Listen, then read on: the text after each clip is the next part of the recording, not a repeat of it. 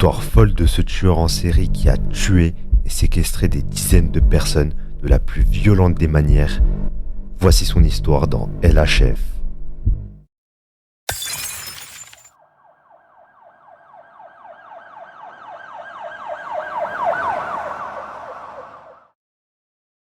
Salut à tous les amis, j'espère que vous allez tous très bien. Bienvenue dans une toute nouvelle vidéo dans laquelle je vais vous faire une vidéo assez spéciale.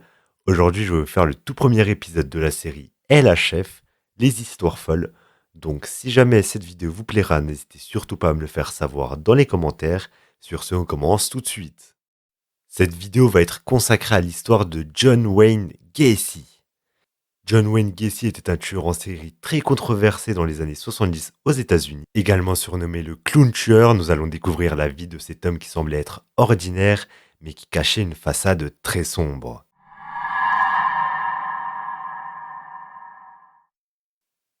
Né le 17 mars 1942 à Chicago dans l'Illinois, Gacy était le deuxième enfant d'une famille de 3 enfants.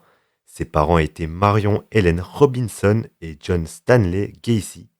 Pendant son enfance, Gacy était décrit comme un enfant aimé et chéri par ses parents.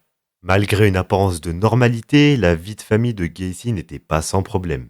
Son père était alcoolique et avait des accès de colère, ce qui créait parfois un environnement instable à la maison. Certains rapports suggèrent également que Gacy avait une relation tendue avec son père.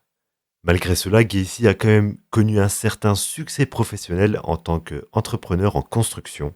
Il a fondé sa propre entreprise PDM Contractor et il était respecté dans le domaine de la construction. Il était également actif dans diverses associations politiques et professionnelles locales. Il était également membre du J6, une organisation de bénévoles, et participait à des événements caritatifs. Il se présentait souvent comme un homme aimable et attentionné, gagnant la confiance de ceux qui le connaissaient. Gacy s'est marié en 1964 avec une femme nommée Marilyn Myers. Ils ont eu 2 enfants ensemble, un fils et une fille. La vie de famille de Gacy semblait normale de l'extérieur, bien qu'il y ait eu des rapports d'épisodes de violence domestique. Gacy était connu pour se déguiser en clown pour divertir les enfants lors des événements et des fêtes, d'où son nom le clown tueur. Il était considéré comme un homme joyeux et amusant, sans que personne ne se doute de ses sombres secrets.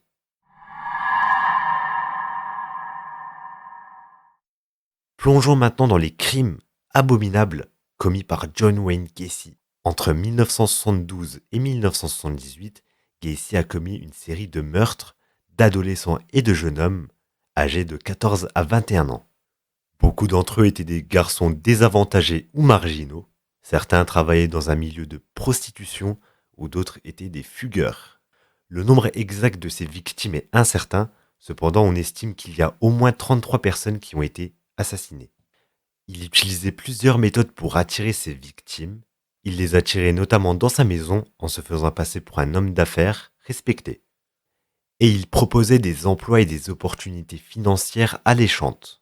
Il prétendait parfois être un agent de police, utilisant cette autorité perçue pour gagner la confiance de ses victimes. Une fois que les victimes étaient piégées chez lui, Gacy les ligotait et il utilisait plusieurs moyens de torture. Gacy a séquestré ses victimes, les maintenant captives dans sa maison pendant une période variable avant de les assassiner.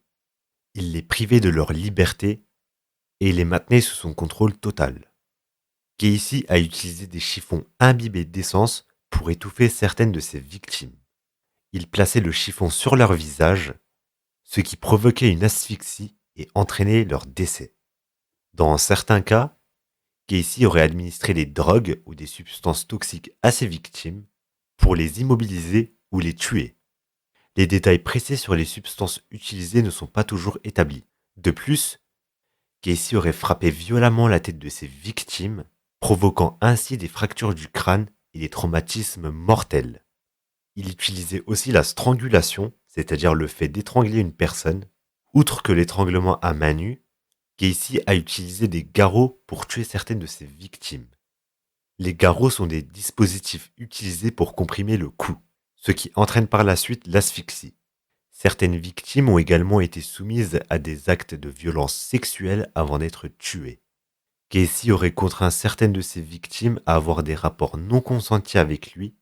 Il utilisait sa position d'autorité ou de manipulation pour exercer un contrôle sur eux et les forcer à se soumettre à des actes sexuels. Il était aussi rapporté que Gacy prenait du plaisir à infliger des souffrances à ses victimes lors d'actes sexuels, y compris des actes de domination, de torture et de mutilation. Ces actes témoignent de sa propension à la violence extrême. Gacy aurait également pratiqué l'asphyxie érotique, une pratique dangereuse qui restreint la respiration d'une personne pour augmenter la sensation de plaisir. Après avoir assassiné ses victimes, Gacy les dissimulait. La plupart d'entre eux étaient enterrés dans les fondations de sa maison, tandis que d'autres ont été jetés dans la rivière des Plaines, située à proximité de la maison de Gacy. Il a utilisé des techniques de construction et des pelles mécaniques pour creuser les tranchées des victimes. L'enquête sur Gacy a débuté en 1978. Un adolescent de 15 ans a été signalé à la police. Gacy avait été en contact avec Piste avant sa disparition, ce qui a conduit à des soupçons sur son implication. Pour rappel, Robert Piste est considéré comme la dernière victime connue de Gacy. Il a été étranglé par Gacy dans sa voiture après une promesse d'emploi. Le corps malheureux de Piste a été jeté dans la rivière des Plaines. Les enquêteurs ont commencé à surveiller les mouvements de Gacy et ont obtenu un mandat de perquisition pour sa maison. Au cours de la surveillance, ils ont remarqué des comportements suspects et des odeurs nauséabondes provenant de la maison. Lors de la perquisition de la maison de Gacy le 13 décembre 1978, les enquêteurs ont découvert des restes de corps enfuis dans la cave de la maison de Gacy. Au fur et à mesure de l'excavation, ils ont trouvé de plus en plus de corps, certains dans des états avancés de décomposition. L'identification des victimes a été un processus laborieux et complexe, car de nombreux corps étaient déjà décomposés. Des tests dentaires, des empreintes digitales et d'autres méthodes d'identification ont été mises en place. Le 21 décembre 1978, Gacy a été arrêté et inculpé de meurtre. Au total, 29 corps ont été retrouvés dans les fosses de sa maison et 4 autres dans la rivière des Plaines. Après l'arrestation de Gacy, les autorités ont lancé des efforts massifs pour identifier les victimes. Des familles des personnes disparues ont été contactées et des tests ADN ont été utilisés. Tout cela pour établir l'identité des restes retrouvés. Malgré les efforts pour identifier les restes, il y a tout de même 6 personnes qui n'ont toujours pas été identifiées à l'heure actuelle. Gacy a été jugé en 1980 et a été reconnu de 33 meurtres au total. Avant les meurtres, Gacy avait déjà été condamné pour une agression sexuelle sur une adolescente en 1968. Cependant, cela n'avait pas empêché sa future série de meurtres. Le procès de John Wayne Gacy a débuté le 6 février 1980 et s'est déroulé près de 6 semaines jusqu'au 13 mars 1980. Il s'agit l'un des procès les plus longs et les plus médiatisés de l'histoire de l'Illinois. Lors du procès, il a été plaidé non coupable en invoquant la folie. Affirmant qu'il était mentalement instable, il n'était donc pas responsable de ses actes. Lors de son incarnation, Gacy a réalisé de nombreux dessins représentant des scènes macabres et des portraits troublants. Certains de ces dessins étaient des représentations graphiques de ses actes. Des experts psychiatriques ont été appelés à témoigner lors du procès de Gacy pour évaluer tout simplement sa santé mentale. Certains ont soutenu sa prétention de folie, tandis que d'autres ont conclu qu'il était mentalement compétent lors de ses actes. Gacy a été diagnostiqué comme ayant... Gacy... Gacy a été diagnostiqué comme ayant...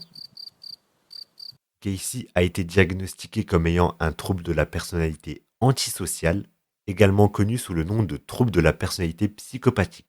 Les personnes atteintes de ces troubles ont tendance à manquer d'empathie, à avoir des comportements impulsifs et irresponsables. Et ces personnes-là ont tendance à manipuler les autres pour avoir ce qu'ils souhaitent. Les études psychologiques ont également examiné l'enfance de Gacy pour essayer de comprendre les différents facteurs qui ont contribué à sa vie de tueur en série. Certains chercheurs ont exploré des éléments de traumatisme et d'abus. Plusieurs survivants qui avaient échappé à Gacy ont témoigné lors du procès, décrivant les services qu'ils avaient subis et des détails sur les agressions.